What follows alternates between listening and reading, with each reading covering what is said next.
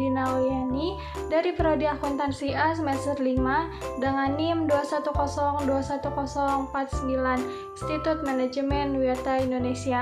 Video ini saya buat untuk memenuhi tugas mata kuliah Lembaga Keuangan dan Pasar Modal dengan dosen pengampu Bapak Mulfi Sandi Yuda, SAK MSI. Manajemen operasional adalah proses pengelolaan semua aktivitas yang terkait dengan operasi harian suatu organisasi untuk mencapai tujuan perusahaan. Dalam konteks perbankan, manajemen operasional melibatkan proses dan strategi untuk memastikan bahwa bank dapat beroperasi secara efisien, efektif, dan sesuai dengan standar peraturan. Selanjutnya yaitu proses manajemen operasional bank. Proses manajemen operasional dalam industri perbankan melibatkan serangkaian kegiatan yang dirancang untuk mengelola operasi bank secara efisien, aman, dan sesuai dengan kebijakan serta peraturan yang berlaku. Berikut ini adalah beberapa komponen utama dari proses manajemen operasional konteks perbankan. Nah, selanjutnya itu ada strategi, ada beberapa strategi nih. Yang pertama itu ada penerapan teknologi, ada inovasi produk dan layanan, dan yang terakhir yaitu peningkatan efisiensi operasional.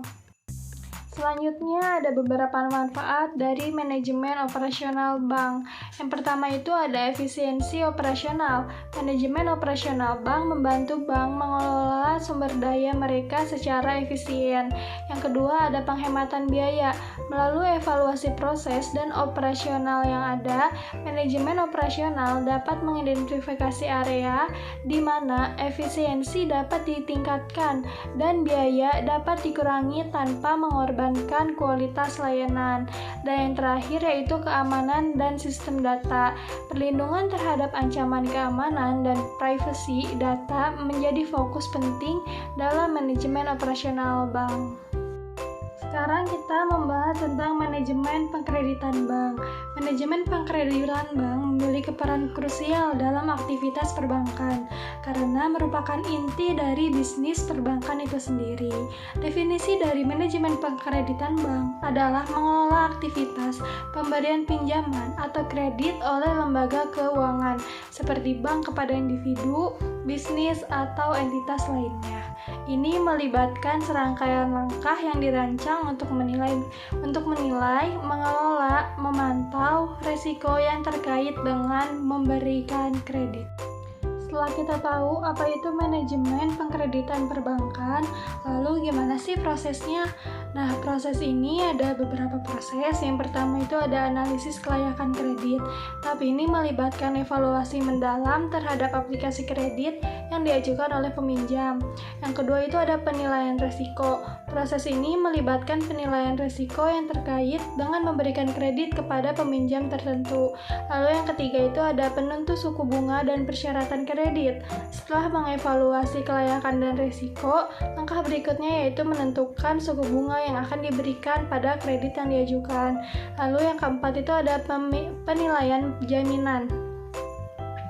Jika ada jaminan yang diajukan oleh peminjam sebagai bagian dari aplikasi kredit, langkah ini melibatkan penilaian terhadap nilai jaminan tersebut. Yang kelima ada pengawasan kredit yang ada. Di slide kali ini kita membahas tentang kriteria penilaian kredit. Yang pertama ada kapasitas peminjam untuk membayar, karakter peminjam, jaminan yang diberikan, dan modal.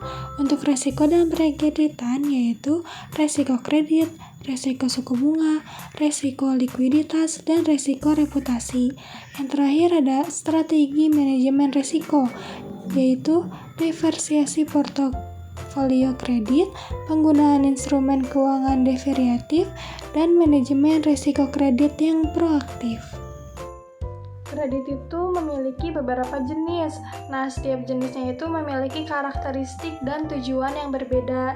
Yang pertama ada kredit konsumen. Contohnya itu kredit pribadi. Kredit pribadi ini yang diberikan kepada individu untuk keperluan membeli barang, biaya medis, atau kebutuhan mendesak lainnya. Lalu di kredit konsumen ini contohnya ada kredit otomotif dan kartu kredit. Selanjutnya itu ada kredit pemilikan rumah atau KPR. Kredit yang diberikan diberikan kepada individu atau keluarga untuk membeli bangunan rumah.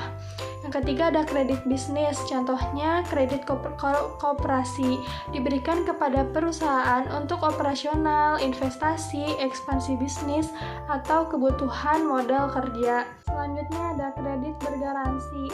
Kredit ini disertai dengan jaminan seperti rumah, properti, atau aset lainnya. Lalu ada kredit mikro. Kredit ini diberikan kepada individu atau kelompok kecil untuk memulai atau mengembangkan usaha kecil. Dan yang terakhir ada kredit edukasi. Kredit ini termasuk biaya pendidikan, termasuk sekolah, biaya kuliah, dan biaya buku. Nah, tadi kita sudah membahas tentang manajemen operasional bank dan manajemen pengkreditan perbankan. Kesimpulan dari video ini adalah manajemen operasional bank yang baik mencakup berbagai aspek operasional, termasuk manajemen pengkreditan yang merupakan bagian krusial, efisiensi operasional bank, pengelolaan risiko, kepatuhan terhadap regulasi, dan inovasi teknologi harus dipadukan dengan manajemen pengkreditan yang cermat untuk memastikan kesehatan keuangan dan pertumbuhan baik secara keseluruhan. Kedua aspek ini, manajemen operasional dan manajemen pengkreditan, saling terkait dan harus dikelola secara holistik untuk mencapai tujuan strategis bank dalam mendukung pertumbuhan ekonomi, meminimalisir risiko, dan memberikan layanan yang berkualitas kepada nasabah. Terima kasih buat teman-teman yang udah menonton. See you in my next video. Bye-bye.